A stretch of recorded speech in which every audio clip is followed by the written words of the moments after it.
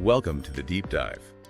Today we're looking into the research on, well, a really predictable and quite dangerous trend, that winter spike in pneumonia, especially for older adults. Right. We're going to break down the sources and pull out those actionable strategies, the things you can actually use to help protect yourself and your loved ones. And it's so important to understand just how serious this is. For people over 65, pneumonia, it's the fifth biggest cause of death overall. Wow. And critically, it's the most common fatal infectious disease for that age group. The research is quite clear this danger isn't sort of spread out evenly across the year.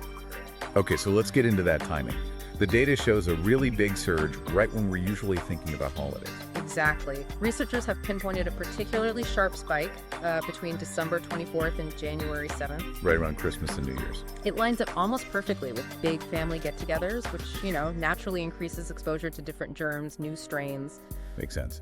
So what is it about winter itself that makes this happen? Is it just the cold? Well, it's fascinating, really. Winter kind of sets up this perfect storm biologically. There are two big factors at play. First, the environment itself. Okay. Cold, dry air actually paralyzes the cilia, those tiny little hairs that sweep things out of our airways. So our natural cleaning system slows down. Precisely.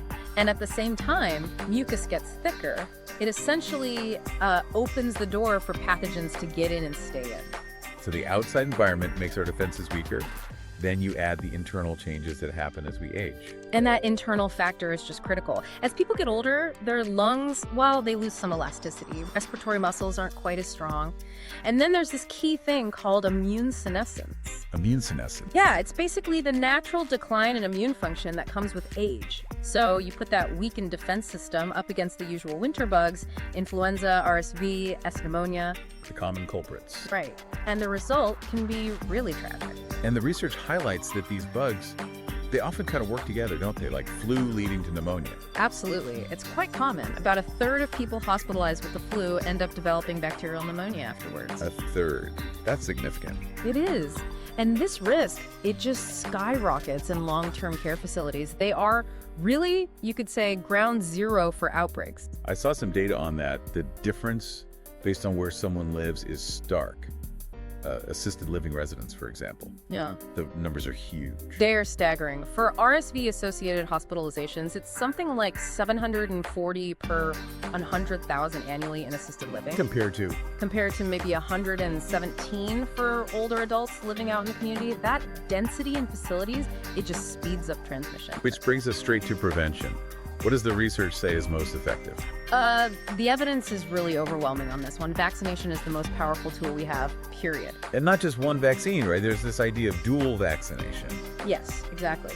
There was a major French study, really large, almost 69,000 older individuals. It found that getting both the influenza and the pneumococcal vaccines together, well, it reduced all-cause mortality death from any cause by 27%. 27%. How did that compare to just the flu shot alone? The flu shot alone reduced mortality by about 16% in that study.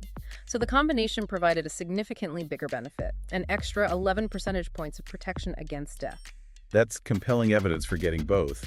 What about things beyond vaccines? Oh, definitely important too. The home environment matters. Research links low indoor temperatures directly with higher risk. So keeping living spaces warm is actually crucial. Okay, warmth. What else? Good nutrition is key, making sure you're getting enough protein, and vitamin D is often mentioned as particularly important for immune support. Right. And managing existing health problems. Absolutely essential. If you have chronic conditions like COPD or diabetes or heart failure, managing those aggressively is vital. The research clearly shows these conditions are independent risk factors. They make you more likely to get pneumonia and have worse outcomes. Okay, so vaccination, warmth, nutrition, managing chronic illness. Anything else we need to be watching for? Yes, and this is so important for families and caregivers. Vigilance about symptoms. In older adults, pneumonia often doesn't look like the classic textbook case. Meaning no high fever and bad cough necessarily? Exactly. You have to watch for subtler signs. Things like increased confusion, maybe sudden falls, a noticeable drop in appetite, or just a general decline in function seeming weaker or more withdrawn. These can all be early signs. That's a really critical warning. Don't wait for the obvious symptoms. Don't wait. Be alert to those subtle changes. So wrapping this up for our listener, The key takeaway seems to be that this winter threat, while serious, is predictable. And, importantly, it's largely preventable if you act on the research. That's the message. Timely dual vaccination, get both flu and pneumococcal shots. Keep the living environment warm.